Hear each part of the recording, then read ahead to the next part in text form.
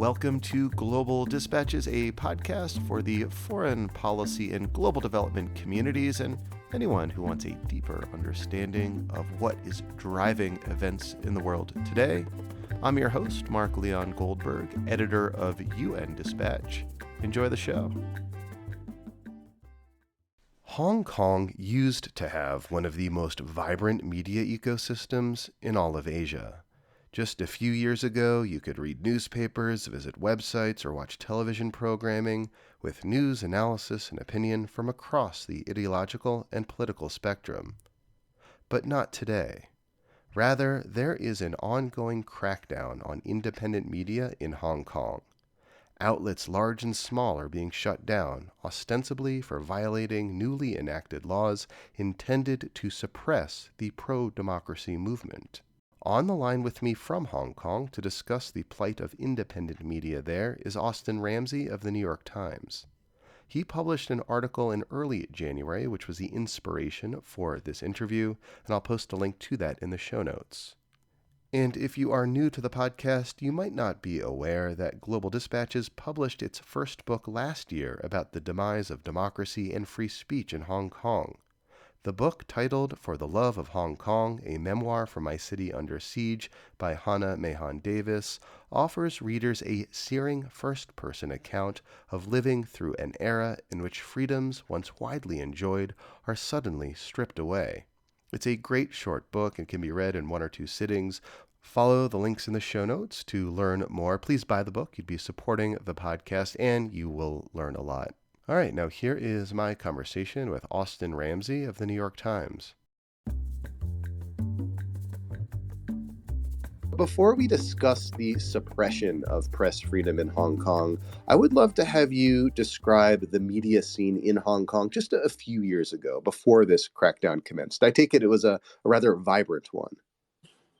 Yeah, and that's a good way to start this. Hong Kong for a long time had one of the most vibrant media scenes in Asia, strong freedom of the press and protections of press freedoms. And there were quite a lot of different outlets, of different options, both in English and in Chinese.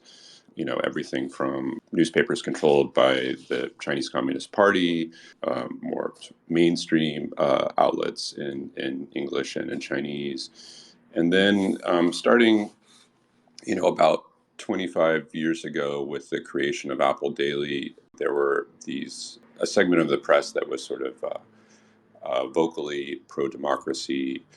That sort of grew, particularly after protest movements there was a big protest movement in 2014 called the Umbrella Movement, and several sort of digital outlets came out of that, and they were very focused on covering the political movements that were born from those protests or helped generate those protests. They were very interested in the pursuit of democracy in Hong Kong. Hong Kong has sort of a partially democratic system, although it's many would say it's becoming less democratic because of some recent electoral changes. These outlets were leaders in live streaming protests and things like that. For the average Hong Konger, whether you consume your news in English or Chinese, there's sort of a gamut of outlets that you could read that would offer a variety of political opinions. And I take it not so dissimilar to any major Western city. Yeah, I think that's a good way to look at it. So, but that has all changed. How and when did this start to change? When did this vibrant free press milieu no longer become the space that it once was? How did this start? Well, I think the change sort of started with the 2019 protest movement and the end of the 2019 protest movement. So in 2019, pretty much the second half of the year, Hong Kong was engulfed by large protests. Sometimes violent, particularly towards the end. It started around a proposal to allow extraditions to mainland China, but became this sort of movement focused on a lot of things, a lot of issues with the government, including the slow pace of democratization. So in 2020, those protests were brought to an end through a few things. Policing became much more aggressive. The pandemic started, so there were restrictions on public gatherings. But there was also a sort of a legal campaign that started well, it started earlier, but Hong Kong first sort of learned about it in the spring of 2020, and there was a very broad national security law that was put in place by Beijing, and that law covers things like terrorism and subversion, collusion with foreign forces, and separatism. And some of the people arrested under that were people who had carried out violent protests, but in general, these were people who basically had argued for things that the government, that the law outlawed. And one of the targets of that law was Jimmy Lai, who was the founder of Apple Daily, and he was arrested. He's in prison at the moment, serving some sentences for participation in unauthorized demonstrations. But he also faces a national security law charge for, I believe it's collusion with foreign forces. Essentially, he's accused of arguing for sanctions against Hong Kong. Can I U.S. sanctions. can I have you just explain the role and the importance of Apple Daily in Sure. Hong Kong's media space? So, I take it, as you said, that Jimmy Lai, the founder of this news outlet, was arrested under the pretense of the national security law, which was enacted in June of 2020. What was Apple Daily? Because this kind of sent shockwaves across the media universe, but I also want to impart upon the audience the role of and the importance of this specific media outlet. Yeah, Apple Daily was a really interesting publication. It was one of the most popular newspapers in Hong Kong. It was very splashy, very colorful, very sort of tabloidy. They were very interested in celebrity gossip and covered it with a lot of vigor. But at the same time, they approached political news with the same and scandals and corruption with the same sort of energy. And it was very much a product of Jimmy Lai. He was this guy who came to Hong Kong from mainland China as a child. He sort of worked his way up in clothing factories and then bought a clothing factory and became a tycoon, but decided that politics were sort of his biggest interest and the press. And he was sort of resolutely anti-communist, so his publication sort of had that bent as well. And so that had a huge role in the publication, and other publications owned by Jimmy Lai had a real effect on the media space here.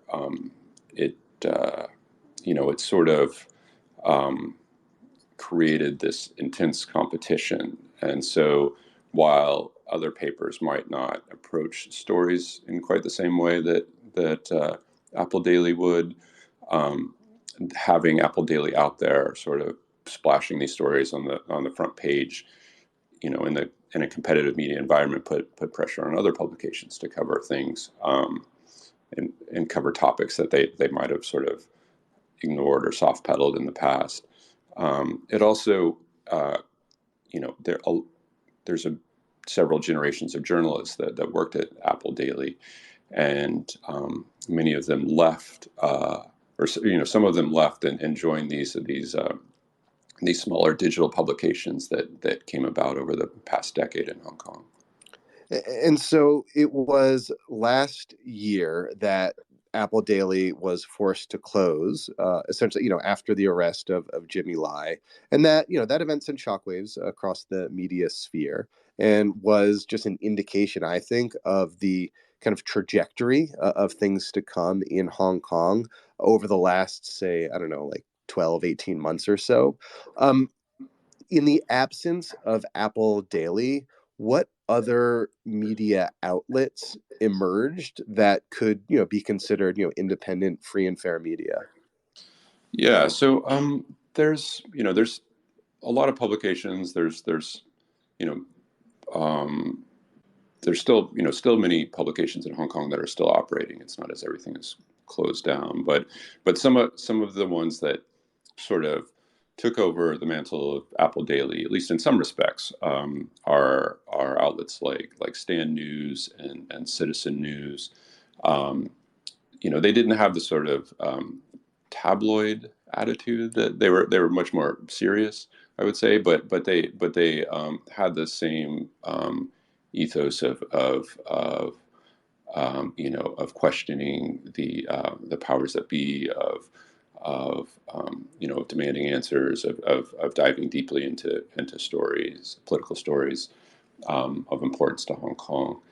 Um, and after the protests ended, a lot of the story moved to the courts. There were 10,000 people arrested, and a couple thousand people have been charged with various crimes.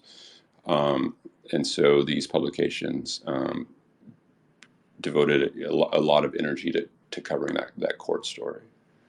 And so you had these publications doing that kind of like shoe leather court reporting, Mm. but they've now been systematically targeted. Can you tell us like what happened to Citizen News, for example? Sure. So, once Apple Daily closed, there was this sort of lingering question about what publications would be targeted next. The first one to be targeted after Apple was Stand News, um, and Stand is it's a relatively small operation. I believe they had about 50 staff, but they they again, they covered courts and politics quite deeply. So they were raided at the beginning of this year, and they were charged with sedition. Two of the staff and the publication itself were charged with sedition. So sedition is not part of the security law. It's an old colonial law um, that hasn't been used for quite some time. I think the last time it was used was during the Cultural Revolution, um, so in the 60s in Hong Kong.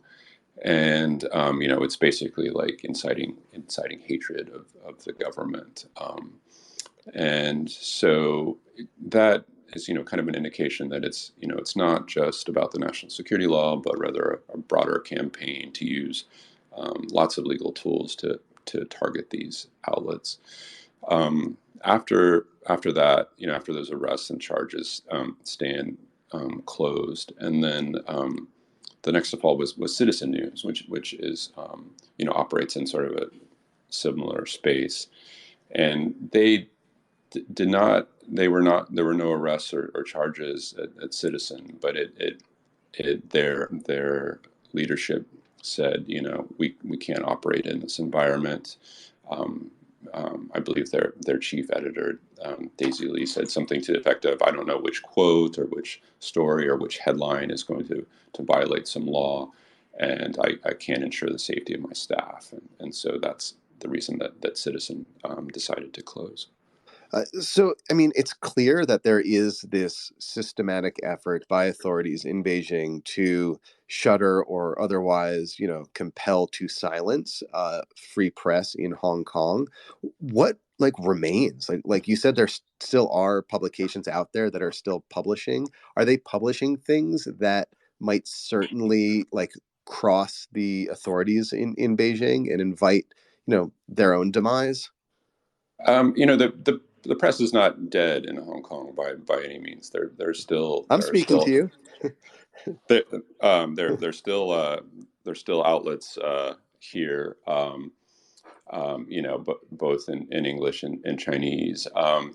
What's happened is that there's where there used to be this spectrum of outlets in Hong Kong, sort of ranging from these sort of government owned or Communist Party owned publications to outlets like Apple Daily that I would say were sort of on the other side of the spectrum, the side of the spectrum that publications like Stand and Citizen and Apple were on, that sort of pro democracy side is gone or severely weakened, and now there are just a couple of small digital outlets there. So that means everything is sort of shifted, and so what in the past would sort of be like the center. And in this case, in Hong Kong, I'm thinking about like there's a Chinese language publication called Mingbao, a very, very sort of storied publication that um, it was roughly in the sort of the center of things. Is now, was targeted the other day by these pro Beijing newspapers for something they wrote, and so it's it's not that the media no longer exists in Hong Kong, but the spectrum is quite narrowed, um, and could be narrowed further. And I think it has an effect on the sort of the environment. There, late last year, there was this political story out of China where a tennis player named Peng Shuai um, accused a senior Communist Party official or recently retired official, Zhang Gaoli, of coercing her into sex. And it sort of she had a statement that briefly appeared on her social media account and then disappeared, and it was very murky. Foreign media covered it, but there was a real silence in Hong Kong, and some of the Stand and Citizen, which were still around, they did cover it, but a lot of the sort of bigger publications shied away from it. Ming Bao, they covered it in a very short business story that sort of mentioned potential effects of businesses connected to this Chinese official.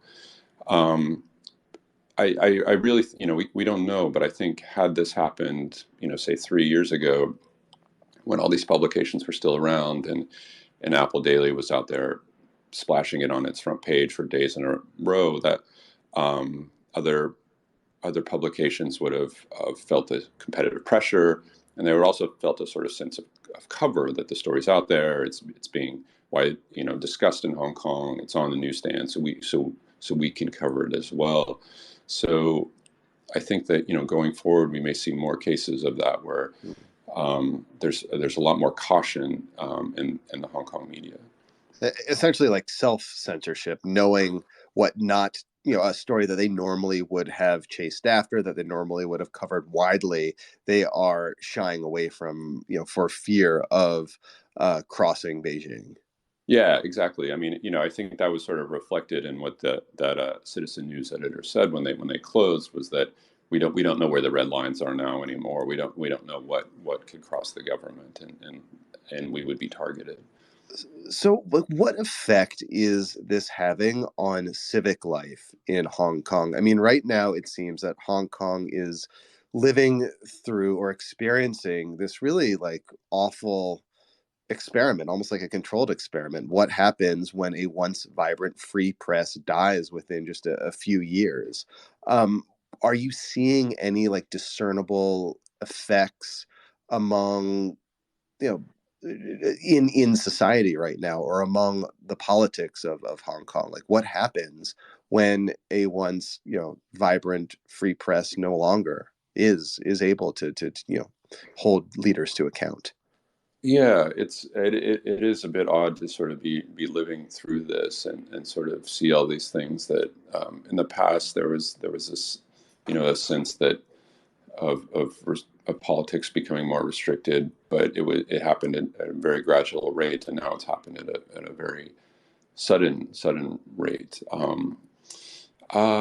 Yeah, I mean, it's worth noting that this is happening. It's not happening on its own. It's not just the press that's feeling this. It's also the sort of political world and the business world, that the system of elections here, which is pretty complicated. But in the past, there was essentially about half the seats in the legislature were directly elected, and it was quite competitive, and there was a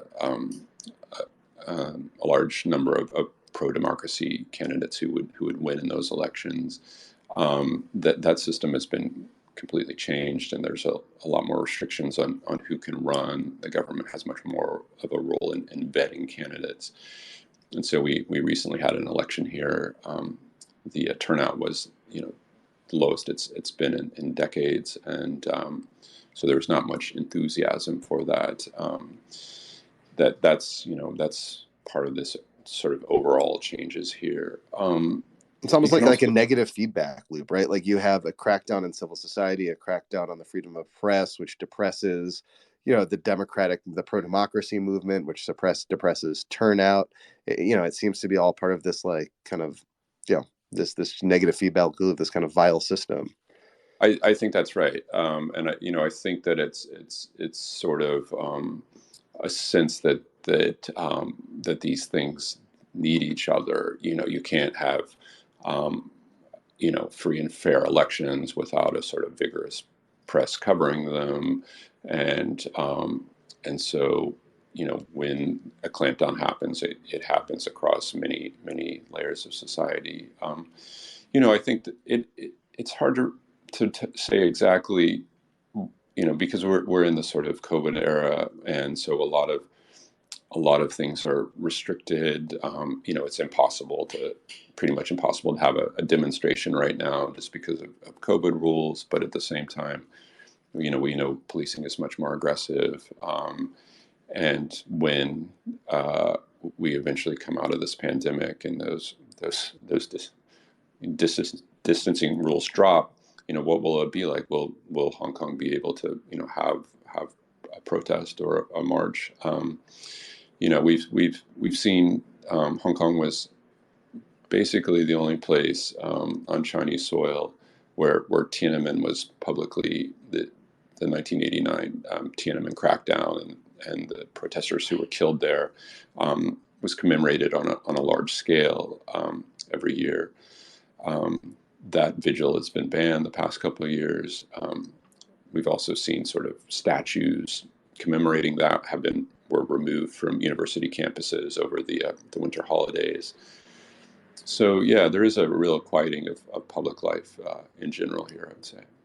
So as an international reporter, I mean, you're publishing articles in the New York Times like all the time about, actual factual things that are happening in Beijing, the crackdown on press freedoms in Hong Kong, pardon me. Are you concerned that you will no longer be able to do your work, that you'll have to leave Hong Kong? It's always a possibility. The authorities have not been shy about saying that the national security law applies to everyone, Chinese and foreign, and people both in and outside of Hong Kong. I've faced these sort of things before. In 2014, I was forced to leave Beijing, where I had lived and worked for 7 years, because of a visa issue. And we've seen a small number, but some reporters who have had their visas denied in Hong Kong as well. So that's sort of that tactic that's used by the central government authorities to force out reporters is becoming increasingly common in Hong Kong. So yeah, I mean, it's something in the back of my mind, but at the same time, I don't worry about it day to day as I do my stories. The moment you start sort of letting that affect what you do, you're sort of lost as a reporter. So I try and just go about my work as normal. Lastly, in the coming days or weeks or even months, are there any sort of indicators or trends or decisions or inflection points that you'll be looking towards that will suggest to you whether or not this campaign of the suppression of free and independent media in Hong Kong is sort of accelerating or stalling or just continuing at pace? Is there anything you'll be looking towards? Yeah, I mean, one of the things everyone's looking at now is the Hong Kong Journalists Association, which is a union of journalists from Hong Kong publications, including many people from the publications that have closed are members of the HKJA, and it has been targeted for quite some time, going back to the middle of last year by state media, and it seems like it is potentially at risk. At the same time, it's not clear what they can be charged with, and they are quite a robust organization, and don't seem to be willing to disappear easily. So, but with as publications and as civil society organizations disappear, it seems like it could be another target, and has been mentioned sometimes recently in the state-controlled press. So that's one of the main things that we're looking at. Well, Austin, thank you so much for your time. Awesome. Thank you, Mark. All right. Thank you all for listening. Thank you to Austin Ramzy for speaking with me. And, the topic of Hong Kong is something that I'm just fascinated by, this idea that in just the course of like a year, 2 years, a place could go from a vibrant liberal place to somewhere where you could be arrested for the words you write on the page. It happens so quickly. And the experience of shuttering of civil society, of closing of free media, of arresting of pro-democracy activists is something that I will return to often in the podcast. And it was what inspired me to want to commission the book For the Love of Hong Kong, a memoir from my city under siege by Hana Meihan Davis, to give readers a sense of what it's like to live through this era in Hong Kong. So again, please do buy that book. Please do share this podcast episode, and we'll see you next time. Thanks. Bye.